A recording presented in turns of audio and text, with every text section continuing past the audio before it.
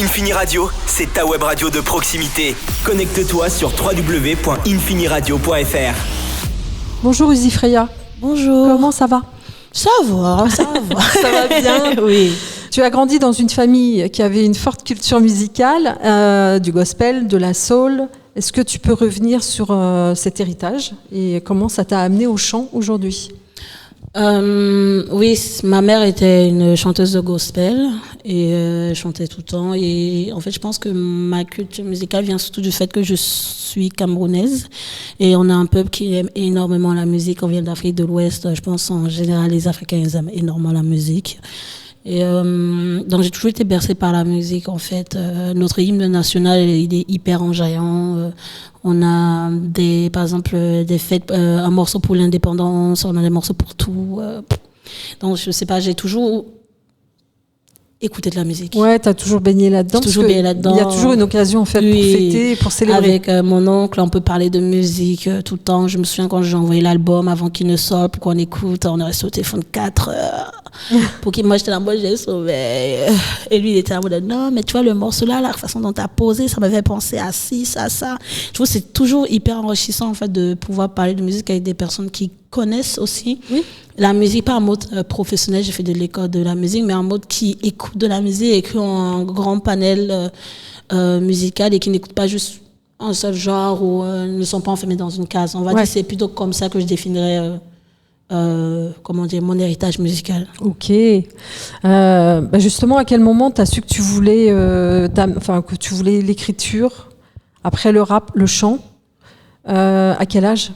Alors, je me suis pas posée... Petite, c'est venu naturellement peut-être ? Non, pas du tout. Je me suis jamais vraiment demandé si je voulais faire de la musique ou pas. Hein. Moi, ma mère m'a dit que je n'avais pas une très belle voix.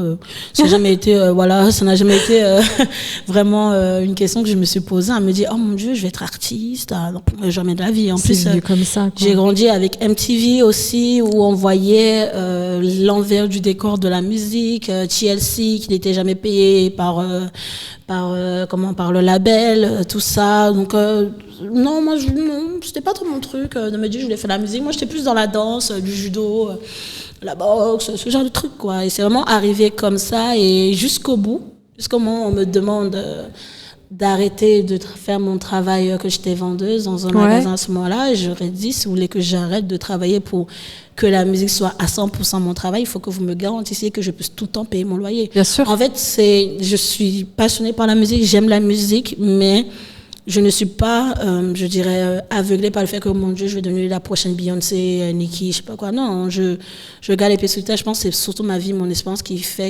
mon expérience personnelle, bien sûr, qui fait que j'ai peut-être un peu ce décalage-là. Mais non, t'as les pieds sur terre, hein. La musique est arrivée dans ma tête, dans ma vie, vraiment, où j'ai fait à partir du moment où j'ai fait ce choix de faire de la musique autre chose qu'une passion, mais c'est-à-dire un travail. Je me souviens, c'était en mars 2023. Oui, il faut que tu puisses en vivre. Exactement. Alors, on va parler de ton nom de scène, Uzi Freya. Oui. Est-ce que ça intrigue ? Est-ce que ça a une connotation particulière ? Est-ce que ça raconte quelque chose de toi ? Tu l'as choisi, c'est toi qui l'as choisi, ce nom ? Oui. Uzi Freya, je me souviens, c'était au tout début, on cherchait un nom un peu qui allait être en opposition. Et moi, je suis fan de mythologie. Du moins, j'étais extrêmement fan de mythologie, un peu moins maintenant, parce que je lis plus de manga. Mais j'étais hyper fan de mythologie et j'ai cherché. On disait tout le temps que je rappais vite comme un Uzi, parce qu'à un moment donné, je débitais tout le temps, je racontais tout et n'importe quoi. Et du coup, il me dit, ouais, Uzi. Et j'ai cherché une déesse de début, je voulais Medusa, je voulais m'appeler Medusa. Et il me dit, ça existe déjà, parce que j'ai tapé sur la barre de recherche Google Medusa. Ouais. J'ai vu qu'il y avait différents groupes de musique. Du coup, tu te noies un peu entre tous ces gens, quoi.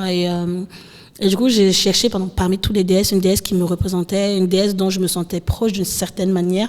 Et ça, je suis tombée sur Freya, une déesse nordique de l'amour, de la sensualité, de la fertilité, mais en même temps, elle est très badass. En même temps, elle se bagarre, elle a 2 loups. Dans cet dessin, c'est des 2 chats. Mais j'ai des chats et mes chats sont pas gros comme ça. Du moins, j'espère. Donc, on va dire c'est 2 loups.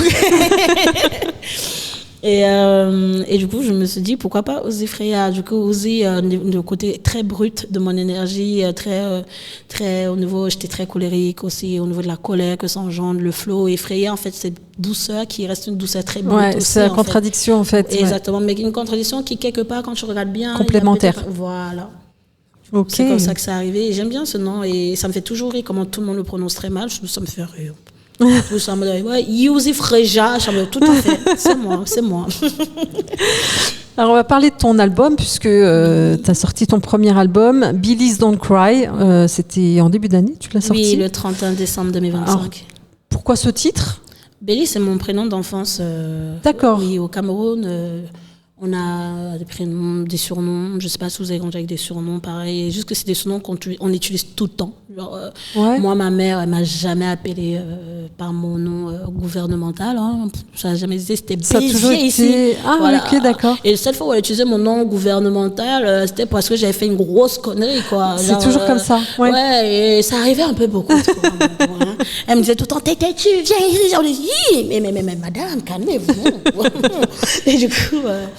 ça a été mon prénom, j'ai grandi avec ça. Aujourd'hui, il n'y a que ma famille qui m'appelle comme ça, il n'y a plus personne qui m'appelle comme ça. Et je me dis... Là, tout le monde va t'appeler comme ça. Hein, non, ça ils ne savent pas forcément. Hein. Je me dis, si demain j'ai une relation amoureuse, j'ai goûté à l'amour, c'était pas très chic. Mais du coup, si je regoute à ça, ce sera un plaisir pour moi que mon ou ma partenaire m'appelle comme ça, en fait. Ouais. Parce que ça reste cette petite fille que j'ai pas réussi à protéger.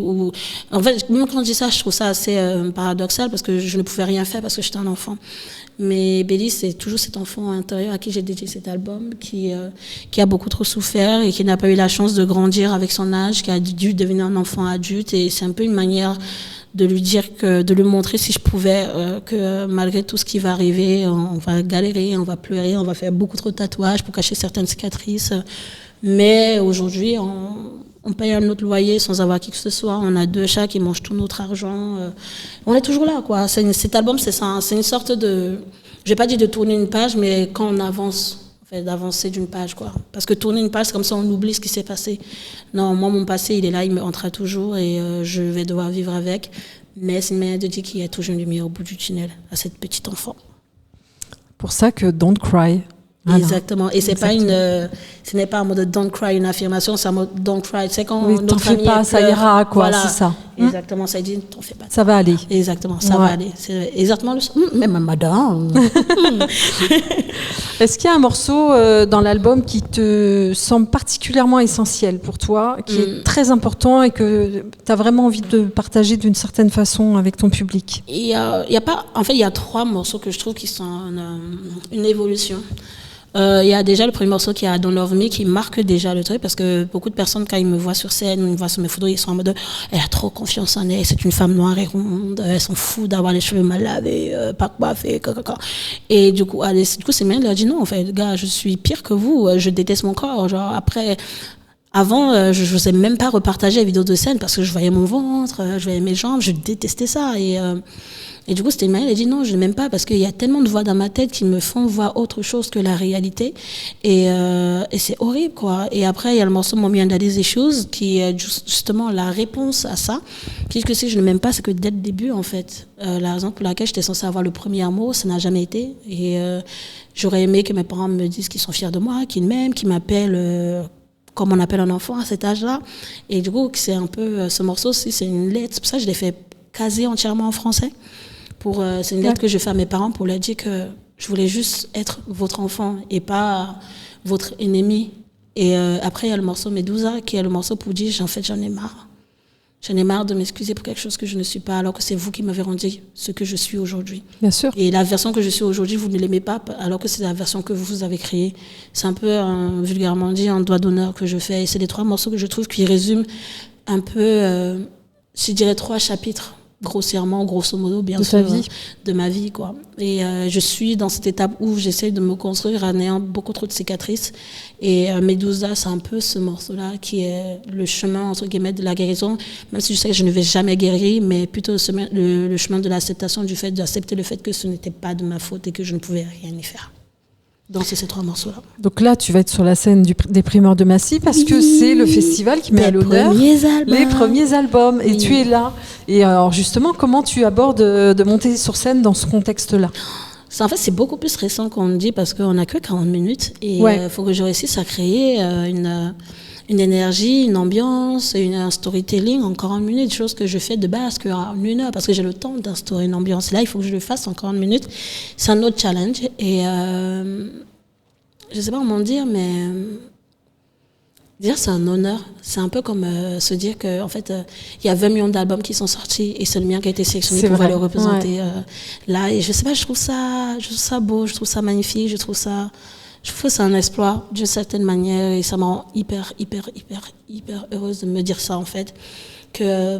Comme on dit, c'est un peu comme un honneur de se dire qu'on voit en fait le travail que j'ai abattu, on voit aussi l'évolution de mon travail, on voit aussi qu'il y a toujours un apprentissage. C'est une reconnaissance. Et voilà, une reconnaissance, je cherche le mot, et ça fait énormément plaisir, surtout pour une artiste émergente comme moi, qui travaille beaucoup et qui ne correspond pas aux cases dans lesquelles on veut la mettre, et ça fait du bien. Vraiment, ça fait du bien. Je suis très fatiguée, mais je vais tout donner parce que pour moi, c'est un honneur en fait d'être sur cette scène-là. Alors, si ta musique devait transmettre un seul message à ton public, ce serait lequel? C'est une vraie question, ça. C'est ma musique, un seul message. Je dirais, c'est juste ne vous bridez pas, je dirais. Parce qu'on n'a qu'une seule vie. On n'a pas de bouton restart. Ne vous bridez pas, ne laissez... C'est facile à dire parce que même moi je galère, mais essayons de ne pas se laisser trop enfermer par notre passé ou par nos erreurs. On est des êtres humains, on est des êtres de péché et d'erreur. Dans le but, c'est justement de faire en sorte de ne plus trop en faire ou de guérir de ce qu'on en a fait. Juste ne bridez pas et laissez vos émotions, sont là pour nous rendre plus humains. Le jour où on n'en a pas, c'est dit que là on est devenu la pire personne au monde. Donc voilà, je ne sais pas si c'est un message, mais c'est plusieurs messages. C'est un message. Et le dernier message, venez me voir en concert, s'il vous plaît. Je dois nourrir mes chats, pardon. Merci beaucoup, Uzi Freya. Merci à vous.